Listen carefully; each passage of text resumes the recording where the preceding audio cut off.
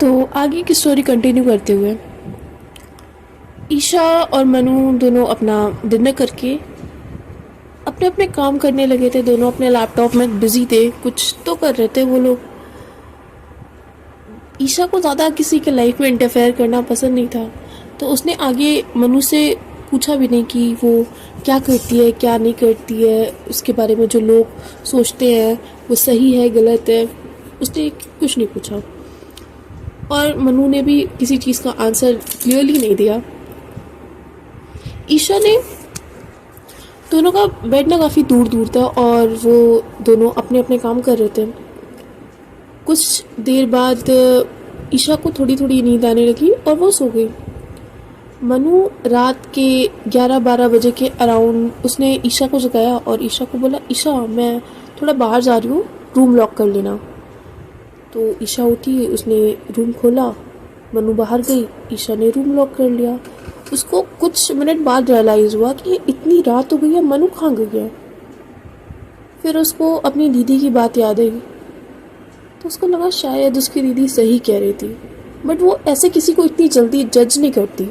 तो उसने बोला कि देखते हैं फिर क्या होता है आगे, अगर ऐसा कुछ है भी तो भी ठीक है, मुझे क्या, और अगर ऐसा नहीं है तो भी ठीक है, कोई दिक्कत नहीं है। ईशा को भी बहुत सारा काम करना था, तो ईशा ने अपना वर्क कंटिन्यू किया। उसको अपने ऑफिस का काफ़ी सारा काम मिल गया था फर्स्ट डे ही। ईशा ने अपना काम करना कंटिन्यू करा। ईशा ने काम करते करते उसे नींद आने लगी। ईशा ने अपने लिए कॉफ़ी बनाई। वो जाके बालकनी में खड़े होकर कॉफ़ी पी रही थी। उसने देखा कि उसके जो लैंडलॉर्ड हैं उनके ऑफिस की लाइट्स ऑन है और वहाँ पे बाहर ही मनु के स्लीपर्स थे। तो उसे समझ में आ गया कि मनु कहाँ गई है और क्या करने गई है। ईशा तुरंत अंदर आ गई। उसने अपना काम कंटिन्यू करना शुरू कर दिया। उसने आगे किसी चीज़ के बारे में कुछ नहीं सोचा। थोड़ी देर बाद रात के 1-2 बजे के अराउंड मनु वापस आई रूम में। रूम लॉक किया, ईशा ने रूम खोला, मनु अपने बेड पे गई। वो अपना लैपटॉप बंद करके ऑलमोस्ट सोने वाली थी। ईशा उसकी तरफ देख रही थी पर ईशा ने कुछ बोला नहीं उसे। मनु शायद चाह रही थी कि ईशा कुछ पूछे, बट उसने कुछ नहीं पूछा। सब कुछ नॉर्मल था। अगले दिन सुबह छत पे जाके ईशा वॉक कर रही थी, तो उसकी दीदी आई। उसने पूछा कि अब तो तुम्हें आइडिया हो ही गया होगा कि मनु कैसी है, मनु कैसी लड़की है। रात में तो गई होगी वो नीचे लैंडलॉर्ड के पास। तो ईशा ने कहा हाँ गई तो थी, बट स्टिल मुझे ट्रस्ट नहीं है इस बात पे कि ऐसा कुछ हो सकता है, कि मनु ऐसी नहीं लगती मुझे।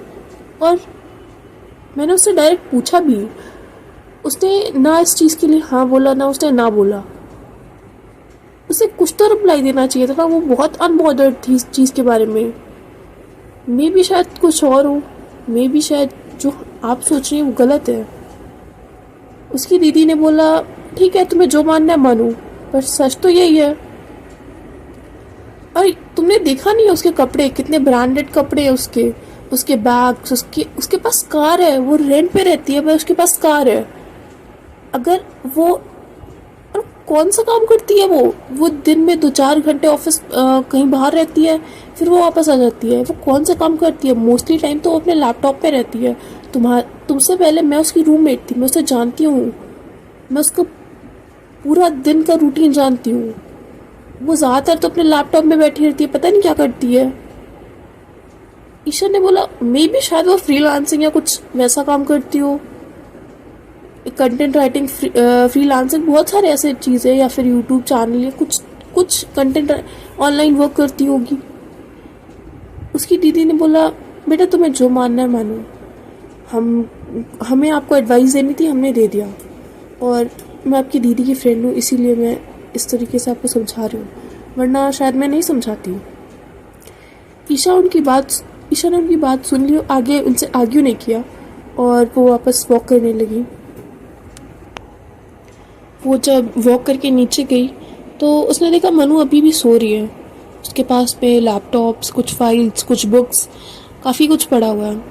उसने सब कुछ साइड रखा। ईशा मनु बहुत बच्चों जैसा सो रही थी, पिलो को हक करके, जैसा लग रहा था पिलो नहीं, वो किसी इंसान को हक करके सो रही है। वो इतने प्यार से सो रही थी ना कि ईशा 2 मिनट के लिए वहाँ खड़े होके वो घूर रही थी, बस मनु को प्यार से घूर रही थी, प्यार से देख रही थी उसको।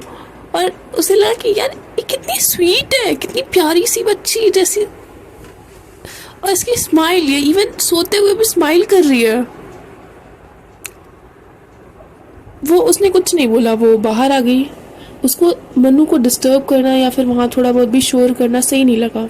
उनका कॉमन हॉल था, उस हॉस्टल में, उस फ्लोर में एक कॉमन हॉल था जहाँ पे उस टाइम उस सोफे पे काफ़ी सारे कपड़े फैले हुए थे, काफ़ी गीले कपड़े, थोड़े बहुत मॉइस्चराइज्ड कपड़े बहुत ऐसे फैले हुए थे वहाँ पे।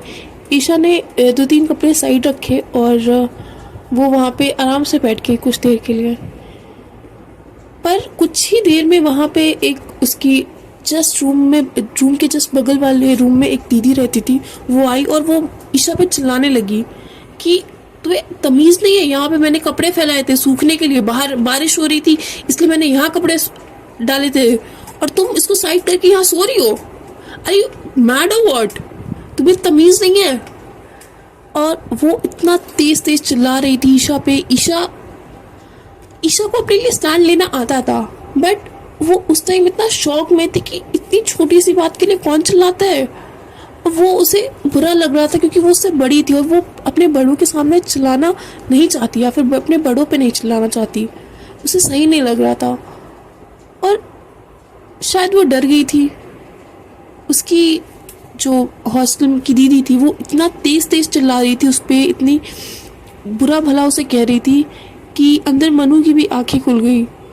उसने देखा कि कोई चिल्ला रहा है बाहर। वो बाहर रूम के बाहर आई, हॉल में जो कॉमन हॉल था वहाँ पे उसने देखा कि मनु पे चिल्ला रही है हॉस्टल पीजी की वो दीदी। उसने ईशा का हाथ पकड़ा, उसे पीछे किया और वो उसको प्रोटेक्ट करने के लिए, उसको उनकी डांट से बचाने के लिए उसने बोला कि आपको शायद आइडिया नहीं है, ये कॉमन एरिया है, यहाँ पे आप भी रह सकती हैं, हम भी रह सकते हैं। अगर आपने कपड़े यहाँ फैला के रखे हैं ये आपकी प्रॉब्लम है, हमारी नहीं है, और हम यहाँ पे रह सकते हैं। आपको कोई दिक्कत है आप जाके लैंडलॉर्ड से बात करिए, हमसे नहीं बात, हमको चिल्लाने की ज़रूरत नहीं है, ये मेरी रूम पार्टनर है। और उनको ईशा ने मनु ने उन्हें बहुत सुनाया, बहुत बहुत बहुत ज़्यादा सुनाया। और वो ईशा को अपने साथ रूम में खींच के लेके गई।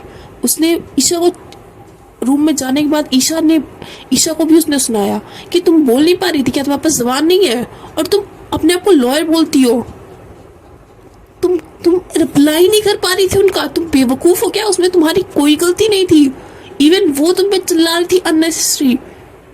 ईशा की आंखों में आंसू आ गए थे। ईशा के आंखों में जो आंसू थे वो इसलिए भी थे कि दीदी ने उस पर चिल्लाया, और उसके आंखों में आंसू इसलिए भी थे कि इस स्ट्रेंज जगह पे कोई तो है जो उसके लिए स्टैंड ले रहा है, कोई तो है जो उसकी केयर कर रहा है। उसने बस मनु को हक कर लिया।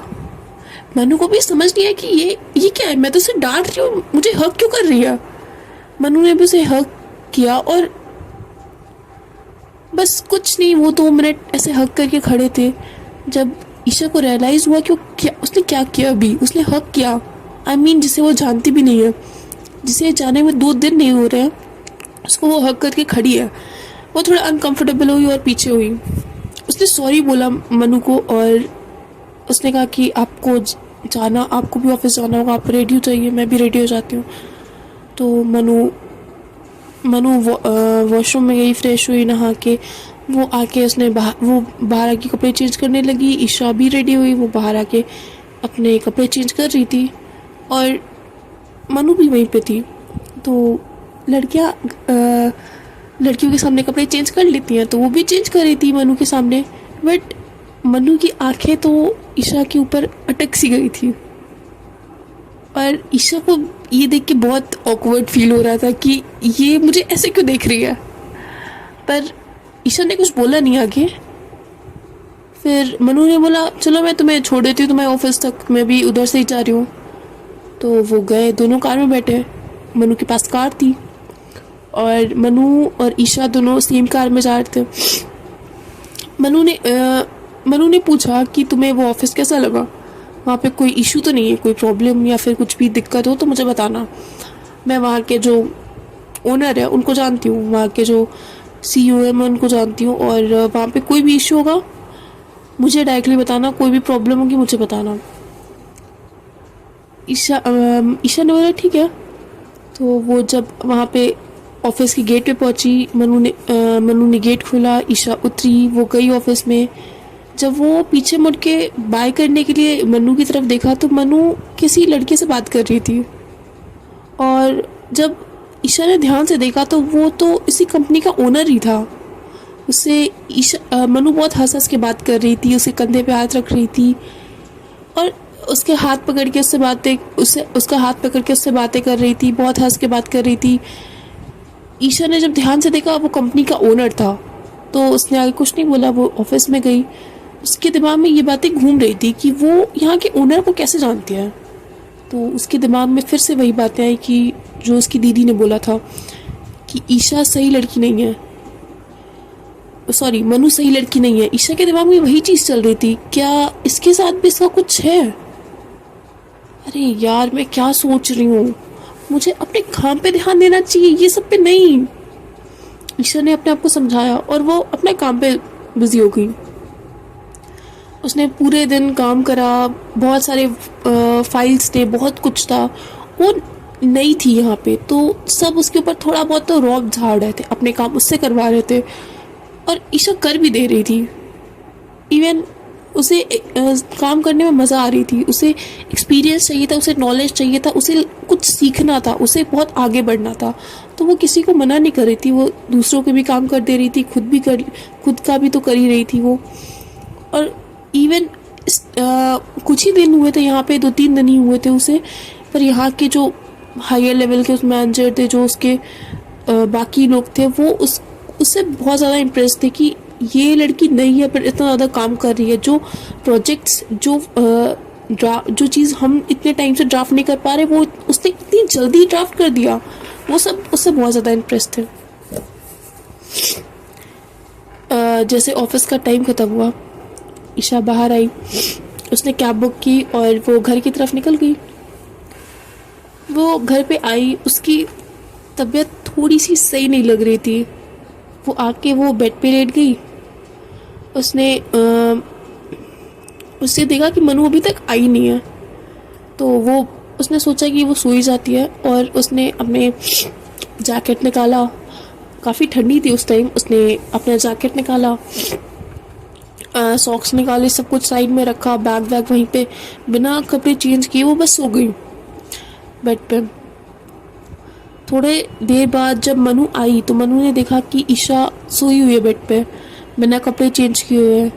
इवन उसने तो अपना बैग भी रखा नहीं है, वो साइड पे से बेड पे फेंका गया है। वो ईशा के पास गई, देखा उसको, उसका सर पे टच किया, उसे थोड़ा फीवर था ईशा को। मनु ने उसके बाल सही किए, जो भी कपड़े वगैरह वहाँ पे बेड पे फेंके हुए थे वो सब साइड में रख के ईशा को जगाया, उसको बोला कपड़े चेंज करने के लिए। ईशा का मन तो नहीं था, पर उसे कपड़े तो चेंज करने ही थे। ईशा ने जाके अपने कपड़े चेंज किए। मनु ने उसके लिए काढ़ा बनाया, ईशा को दिया। ईशा पी नहीं रही थी, पर मनु ने बोला अगर तुम नहीं पियोगी ना, ट्रस्ट में मैं तुम्हें मार के पिलाऊंगी, पी लो चुपचाप इसे। अब इतना कोई बोल रहा है तो उसे पीना ही पड़ा, और फिर दवा खिलाई। वो दवा खाते ही वो तो टुन्न हो गई, सो गई एकदम। जैसे ईशा सोई, मनु भी अपने कपड़े जाके उसने अपने कपड़े चेंज किए ईशा के सोते ही। वो आई, उसने देखा कि ईशा को अभी भी काफ़ी ज़्यादा फीवर है, इवन उसका फीवर तेज़ हो रहा था। ईशा के सर पे गर्म पट्टियाँ रखना उसने स्टार्ट करी मनु ने। मनु को समझ नहीं आ रहा था कि इसका फीवर इतना बढ़ क्यों रहा है।